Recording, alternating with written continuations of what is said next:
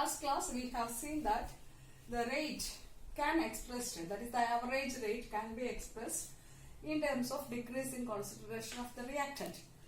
And we have, in a case of the general reaction or the reactants gives product, the average rate can be written as minus delta concentration of R divided by delta T, and can also be written as the delta concentration of P divided by delta T, where delta R is the concentration change and delta T is the time for the change in concentration of the reactant, and delta P is the change in concentration of product at the time interval delta T.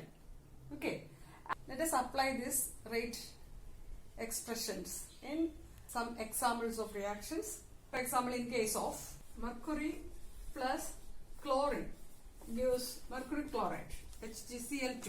In this reaction, 1 mole of mercury reacts with 1 mole of chlorine, forms 1 mole of mercury chloride. Okay, here the expression for the reaction, rate of reaction, can be written as the mercury is a reactant.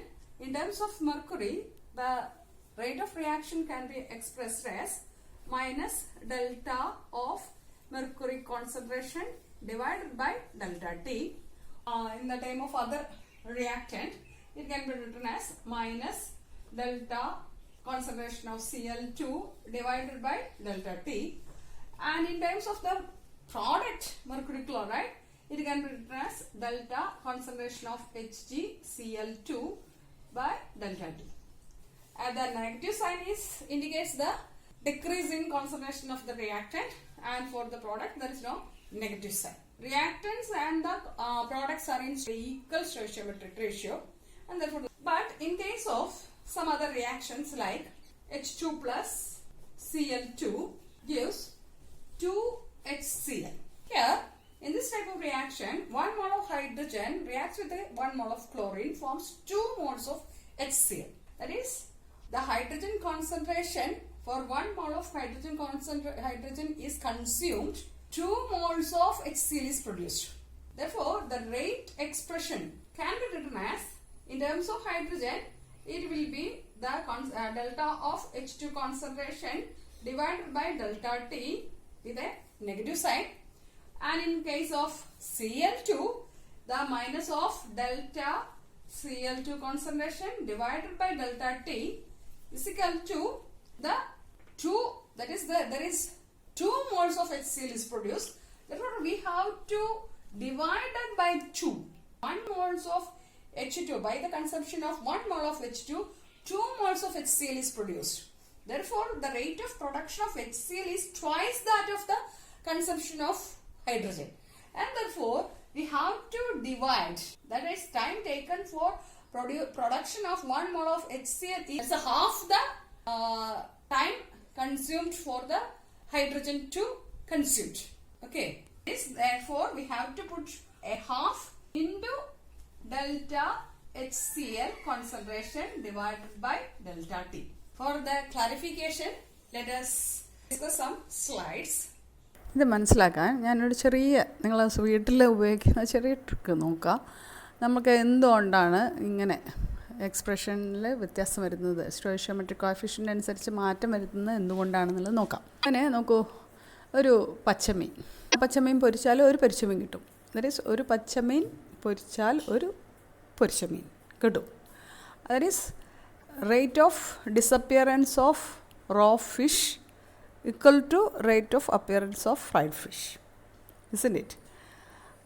And അപ്പം ഇവിടെ stoichiometric coefficient of പച്ചമീനും stoichiometric coefficient of പൊരിച്ചമീനും same ആണ്. അതുകൊണ്ട് തന്നെ rate expression നമുക്ക് average rate can be written in the as minus delta of raw fish concentration by delta T and is equal to plus of delta of fried fish concentration by delta T. And in case of instantaneous rate expression ആയിട്ട് എഴുതുകയാണെന്നുണ്ടെങ്കിൽ minus d of raw fish concentration by dt ആയിട്ട്, that is the പച്ചമീനിൻ്റെ concentration കുറയുന്നതിൻ്റെ rate നമുക്ക് decreasing rate നമുക്ക് പറയാൻ കഴിയും. And പൊരിച്ച മീൻ കൂടുന്നതിൻ്റെ rate instantaneous rate D fried rice concentration by DT എന്ന് പറയാം. അതേപോലെ അങ്ങനെയുള്ള എക്സ്പ്രഷനാണ് നമുക്ക് അതേ സ്റ്റോയിഷ്യോമെട്രിക് കോഎഫിഷ്യൻസ് സെയിം ആകുന്ന റിയാക്റ്റൻസിൻ്റെയും പ്രോഡക്ട്സിൻ്റെയും സെയിം ആകുന്ന ഒരു എക്സാമ്പിളാണ് mercury plus Cl2 gives HCl2. ഇവിടെ rate of decrease of mercury with time and rate of decrease of chlorine with time equal to rate of production of mercury chloride with time. And therefore rate of average rate of reaction can be written as minus delta of Hg concentration by delta T, or can be written as minus delta of Cl2 concentration by delta T, or can be written as delta of HgCl2 by delta T. ഇതേപോലെ rate expression ഈ രണ്ട് ക്വസ്റ്റ്യൻ്റെയും rate ഇക്വേഷൻ്റെയും റിയാക്ഷൻ്റെയും rate expression എഴുതുക. Average റേറ്റിൻ്റെ expression എഴുതിയാൽ മതി. എന്നാൽ എല്ലായ്പ്പോഴും ഇങ്ങനെ ആവില്ല. ഇപ്പോൾ ഇൻ കേസ് ഓഫ് ഒരു എഗ് ബജി ഉണ്ടാക്കണമായിരിക്കും. ഒരു മുട്ട പുഴുങ്ങിയിട്ട് 2 കഷ്ണങ്ങളാക്കി മാറ്റും. എന്നിട്ട് ഓരോ മുട്ട കഷ്ണങ്ങളും മാവിൽ മുക്കി പൊരിച്ചെടുത്തിട്ട് ബജി ഉണ്ടാക്കുക ചെയ്യാം. അതായത് ഒരു മുട്ട കൊണ്ട് 2 ബജിയാണ് നമുക്ക് ഉണ്ടാക്കാൻ കഴിയുന്നത്. ഒരു മുട്ട 2 ബജിയാക്കി മാറ്റാൻ കഴിയും. ദാറ്റ് ഈസ് ഒരു കോഴിമുട്ട 2 ബജി. ഒരു കോഴിമുട്ട കുറയുമ്പം ഉണ്ടാകുന്ന ബജികളുടെ എണ്ണം 2ആണ്. ഇവിടെ സ്റ്റോയിഷ്യോമെട്രിക് കോഎഫിഷ്യൻറ്റും മുട്ടയുടെ സ്റ്റോയിഷ്യോമെട്രിക് കോഎഫിഷ്യൻറ്റും ബജിയുടെ സ്റ്റോയിഷ്യോമെട്രിക് കോഎഫിഷ്യൻറ്റും ഡിഫറെൻ്റ് ആണ്.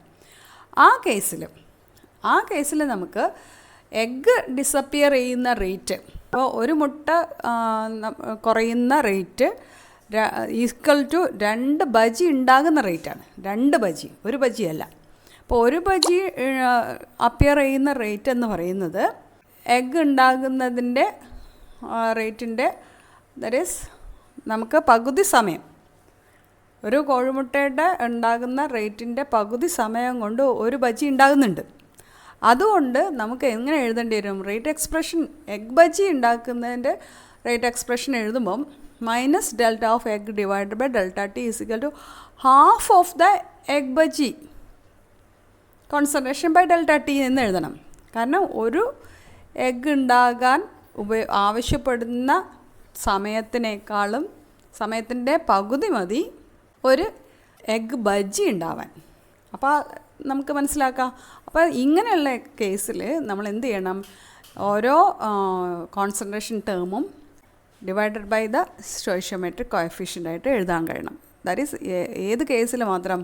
റിയാക്റ്റൻസിൻ്റെ സ്റ്റോയിഷ്യോമെട്രിക് കോഎഫിഷ്യൻറ്റും പ്രോഡക്ട്സിൻ്റെ സ്റ്റോയിഷ്യോമെട്രിക് കോഎഫിഷ്യൻറ്റും ഡിഫറെൻ്റ് ആകുമ്പോൾ അതുകൂടി കൺസിഡർ ചെയ്യേണ്ടി വരും. ഈ രീതിയിൽ അപ്ലൈ ചെയ്യുന്ന 2 ക്വസ്റ്റ്യൻസാണ് ഞാൻ ഇവിടെ തന്നിട്ടുള്ളത്. 2HI plus H2 gives 2HI gives H2 plus I2 and 2N2O5 gives 4NO2 plus O2. To know the application of this expression, you have to discuss about this, discuss the question given in your textbook. That is the decomposition of N2O5 in CCl4 at 318 Kelvin has been studied by monitoring the concentration of N2O5 in the solution.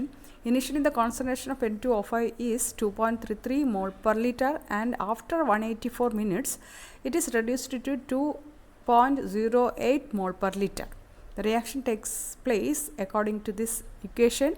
2N2O5 gives 4NO2 plus O2. Calculate the average rate of this reaction in terms of hours, minutes and seconds. What is the rate of production of NO2 during this period? നമുക്കറിയാം ഒരു റിയാക്ഷൻ്റെ rate നമുക്ക് റിയാക്റ്റൻസിൻ്റെ ടേംസിലോ ഏതെങ്കിലും പ്രോഡക്ട്സിൻ്റെ ടേംസിലോ പറയാൻ കഴിയും. ഇവിടെ നമുക്ക് തന്നിരിക്കുന്നത് concentration of N2O5, that is a റിയാക്റ്റൻസിൻ്റെ കോൺസെൻട്രേഷനാണ് തന്നിരിക്കുന്നത്. ആൻഡ് ദെർഫോർ നമ്മൾ എന്ത് ചെയ്യണം? ഈ N2O5ൻ്റെ ടേമിൽ റേറ്റ് ഓഫ് ദ റിയാക്ഷൻ കണ്ടുപിടിക്കുക.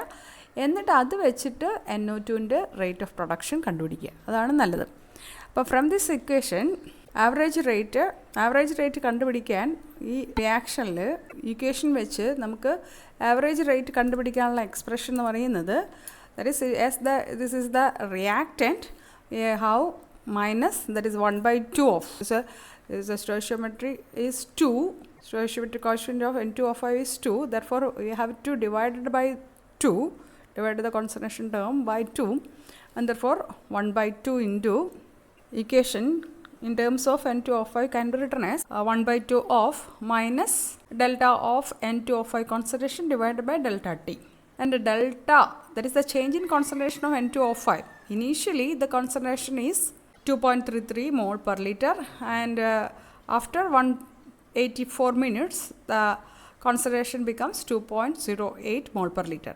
Then, by substituting this, we have is equal to minus of 1 by 2 of, it is the final concentration is 2.08 minus the initial concentration is 2.33 and divided by delta T, that is the time 184 minutes. And we have final concentration of N2O5 is less than the initial concentration, and the value will be negative, and negative into negative will be a positive value. And now by calculating this, we get it is equal to 6.79 into 10 to the power of minus 4, 10 to the power of minus 4 mole per liter per minute. Mole per liter per minute. And to calculate in hours, in terms of hours, this value 6.79 into 10 raised to minus 4 mole per liter per minute must be multiplied with 60, as 1 hour is equal to 60 minutes. And the value will be 4.07 into 10 raised to minus 2 mole per liter per hour. And in terms of seconds, we have to divide this value. In minutes value ne 60 kondu divide cheyanam, as 1 minute is equal to 60 seconds, and the value now becomes 1.13 into 10 raised to minus 5 mole per liter per second. And another question is, what is the rate of production of NO2? NO2 into production rate kandupidikkanam. And for the by this equation, chemical equations, as NO2 is the product, the rate expression can be written as 1 by 4 into delta of NO2 concentration divided by delta T. There is no negative sign, as the NO2 is the product. And therefore, the production rate of NO2 is the delta NO2 by delta T only. This expression is the production of NO2. The whole expression indicates the rate expression, rate of the reaction, the whole reaction, but the production of NO2 is delta NO2 by delta T. And from this equation, we have the production rate of NO2, that is delta NO2 by delta T, can be written as 4 into the rate, 4 into the rate, cross multiplication. And 4 into rate, the rate is already calculated as 6.79 into 10 raised to minus 4 mole per liter per minute, and therefore 4 into 6.79 into 10 raised to minus 4 mole per liter per mole minute, and is equal to 2.72 into 10 raised to minus 3 mole per liter per minute. Okay. Now, the next topic is the factors influencing rate of reaction. There are many factors influence the rate of reaction. That is, for a given reaction, the rate depends upon the concentration of the reactant product, and also it also depends upon the presence of catalyst, temperature, or in cases of gaseous reactants, it depends upon the pressure also. Okay, now first we have to discuss about the dependence of the rate of reaction on the concentration of reactants. Already we have seen in the table that the reaction rate decreases as the concentration of the reactant decreases. The rate expression in terms of the concentration of the reactant is called the rate law. That is called the rate law. Rate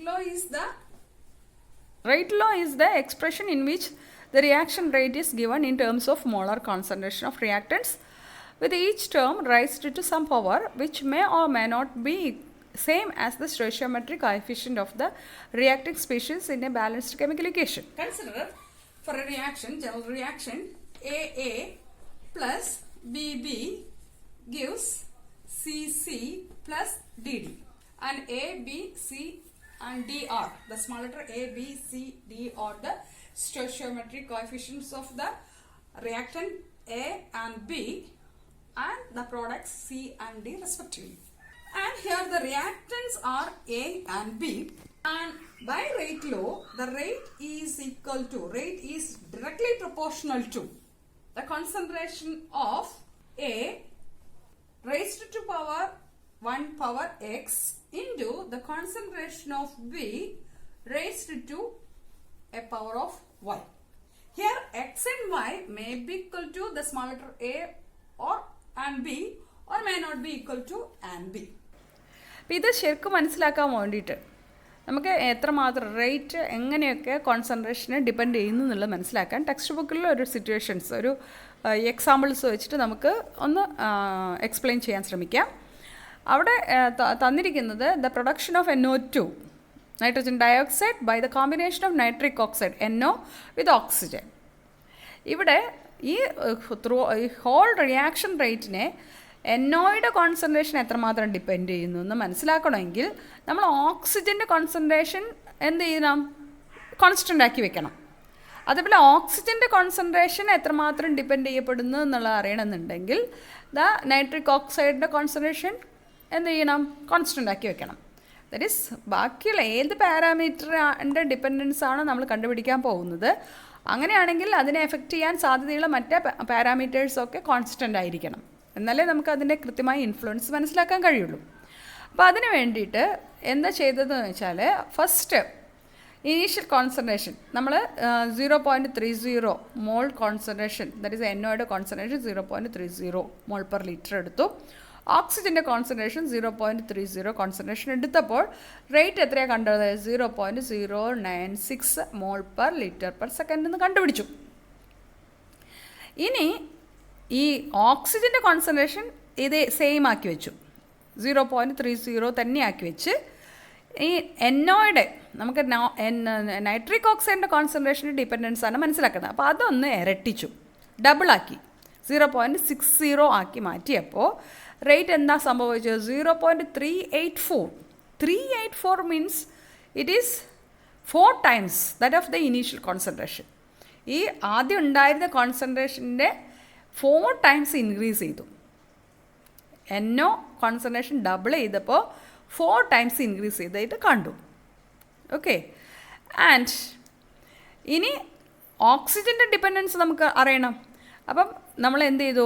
NOയുടെ already initial concentration തന്നെ വെച്ചു, എന്നിട്ട് ഓക്സിജനെ ഇരട്ടിച്ചു, ഓക്സിജനെ ഡബിളാക്കി, 30 നിന്ന് 60 ആക്കി. അപ്പോഴെന്താ സംഭവിച്ചത്? The concentration, that is the rate now doubled. Oxygen double ചെയ്തപ്പോൾ റേറ്റും double ചെയ്തു. ഇതിന്ന് എന്താ മനസ്സിലാക്കുന്നത്? That is rate is depends upon the concentration, the square of the concentration of NO and is directly proportional to the concentration of O2. O2 ഇരട്ടിക്കുമ്പോൾ rate ഇരട്ടിക്കും, NOയുടെ concentration ഇരട്ടിക്കുമ്പോൾ അതിൻ്റെ സ്ക്വയർ ആയിട്ടാണ് റേറ്റ് ദറ്റ് ഈസ് ഡിപ്പെൻഡ് ചെയ്യുന്നത്. That is the rate depends upon the concentration of the square of the concentration of NO and it is directly proportional to the concentration of O2, and therefore that is the totally we can write the rate is equal to K into NO concentration square into O2 concentration. Okay, ഇവിടെ ഈ 2 that is the powers raise ചെയ്തിരിക്കുന്ന power, NOയുടെ concentration raise ചെയ്തിരിക്കുന്ന power 2ഉം ഓക്സിജൻ്റെ concentration raise ചെയ്തിരിക്കുന്ന power 1ഉം ആണ്. അത് ഈ നിങ്ങളുടെ ബാലൻസ്ഡ് കെമിക്കൽ ഇക്വേഷനിലെ സ്റ്റോയിഷ്യോമെട്രിക് കോഎഫിഷ്യൻറ്റിന് ഈക്വലാണ്. NOയുടെ സ്റ്റോയിഷ്യോമെട്രിക് കോഎഫിഷ്യൻറ്റ് 2ഉം ഓക്സിജൻ്റെത് 1ഉം തന്നെയാണ്. അപ്പോൾ ഇൻ കേസ് ഓഫ് ഹിയർ ഈ ഒരു സാഹചര്യത്തിൽ ദാറ്റ് ഈസ് റേറ്റ് എക്സ്പ്രഷനിലെ കോൺസെൻട്രേഷനെ റേസ് ചെയ്തിരിക്കുന്ന നമ്പേഴ്സ് ദാറ്റ് ഈസ് എക്സ് വൈയും എന്തിന് ഈക്വലാണ്? എക്കും ബിക്കും, ദാറ്റ് ഈസ് സ്റ്റോയിഷ്യോമെട്രിക് കോഎഫിഷ്യൻറ്റിന് ഈക്വലാണ്. പക്ഷെ എല്ലാ സമയത്തും അങ്ങനെ ആവണം നിർബന്ധമില്ല. അപ്പോൾ ഡിഫറൻഷ്യൽ റേറ്റ് ഇക്വേഷൻസ് നമുക്ക് ഈ ഒരു സിറ്റുവേഷനിൽ ഡിഫറൻഷ്യൽ റേറ്റ് ഇക്വേഷൻ എക്സ്പ്രഷൻ നമുക്ക് എങ്ങനെ എഴുതാം? -dr/dt, ദാറ്റ് ഈസ് റിയാക്റ്റൻസിൻ്റെ റേറ്റിനെ ഡിപ്പെൻഡ് ചെയ്യുമ്പോൾ നമ്മളൊരു നെഗറ്റീവ് സൈൻ ഇടണം. -dr/dt is equal to K into NO concentration square into the O2 concentration. ഇത് ഇവിടെ സ്റ്റോയിഷ്യോമെട്രിക് റേഷ്യോ സ്റ്റോയിഷ്യോമെട്രിക് കോഎഫിഷ്യൻറ്റിന് ഈക്വലാണ് റേസ് ചെയ്തിരിക്കുന്ന കോൺസെൻട്രേഷന് റേസ് ചെയ്തിരിക്കുന്ന പവറും ഉള്ളതും. പക്ഷേ എപ്പോഴും അങ്ങനെ ആവണമെന്നില്ല. അങ്ങനെ അല്ലാത്ത സാഹചര്യങ്ങളുണ്ട്. For example in case of text ബുക്കിൽ തന്നിരിക്കുന്ന എക്സാമ്പിൾസ് തന്നെ there is A chloroform CHCl3 + Cl2 gives CCl, carbon tetrachloride + HCl. ഇവിടെ 1 1 1 1 എല്ലാം 1 മോളാറാണ്. പക്ഷേ റേറ്റ് എക്സ്പ്രഷൻ എങ്ങനെയാണ്? ഇവിടെ CHCl3യുടെ കോൺസെൻട്രേഷന് ഡയറക്ട്ലി പ്രൊപ്പോർഷണലാണ്. ബട്ട് ക്ലോറിൻ്റെ കോൺസെൻട്രേഷന് ഹാഫാണ് പ്രൊപ്പോർഷണൽ, സ്ക്വയർ റൂട്ടിലാണ് പ്രൊപ്പോർഷണൽ ആവുന്നത്. ഓക്കെ, ദാറ്റ് ഈസ് ഇവിടെ റേസ് ചെയ്തിരിക്കുന്ന പവർ ഇവിടുത്തെ സ്റ്റോയിഷ്യോമെട്രിക് കോഎഫിഷ്യൻറ്റിന് ഈക്വൽ അല്ല. ഇവിടെ 1 ആണ്. ഇവിടെ ക്ലോറിൻ്റെ കോൺസെൻട്രേഷൻ റേസ് ചെയ്തിരിക്കുന്ന power half only. And in case of CH3CO C2H5, that is methyl acetate. Here methyl acetate plus H2O, the hydrolysis of methyl acetate gives acetic acid and alcohol, ethanol. Here the rate expression depends upon this reactants. The acetate concentration directly proportional ആണ്, and H2O concentration dependent അല്ല. That is H2O hydrogen water is excess. അപ്പോൾ അതിൻ്റെ concentration നമ്മൾ depend ചെയ്യുന്നേ ഇല്ല. വാട്ടറിൻ്റെ കോൺസെൻട്രേഷന് rate depend ചെയ്യുന്നതേ ഇല്ല. അപ്പോൾ ഇങ്ങനെ റേറ്റ് എക്സ്പ്രഷനിൽ ചിലപ്പോൾ എന്താവാം, ദാറ്റ് ഈസ് നമ്മൾ ആ ബാലൻസ്ഡ് കെമിക്കൽ ഇക്വേഷൻ നോക്കിയിട്ട് തന്നെ നമുക്ക് റേറ്റ് എക്സ്പ്രഷൻ എഴുതാൻ പറ്റും. പക്ഷേ റേറ്റ് എക്സ്പ്രഷൻ നമുക്ക് എഴുതണമെങ്കിൽ ശരിക്കും പ്രാക്ടിക്കലായിട്ട് എത്രമാത്രം ഓരോ റിയാക്റ്റൻസിൻ്റെയും കോൺസെൻട്രേഷൻ ഡിപ്പെൻഡ് ചെയ്യുന്നത് കണ്ടുപിടിക്കുക തന്നെ വേണം. വെറുതെ അങ്ങ് എഴുതാൻ കഴിയില്ല. അപ്പോൾ ബാലൻസ്ഡ് കെമിക്കൽ ഇക്വേഷനിലെ മാത്രം ഡിപ്പെൻഡ് ചെയ്ത് നമുക്ക് ഒരിക്കലും എന്ത് ചെയ്യാൻ പറ്റില്ല, ദാറ്റ് ഈസ് റേറ്റ് എക്സ്പ്രഷൻ എഴുതാൻ കഴിയില്ല. അതൊരു എക്സ്പെരിമെൻ്റലി ഫൈൻഡ് ഔട്ട് ചെയ്യുന്ന കാര്യമാണ്. ഓക്കെ.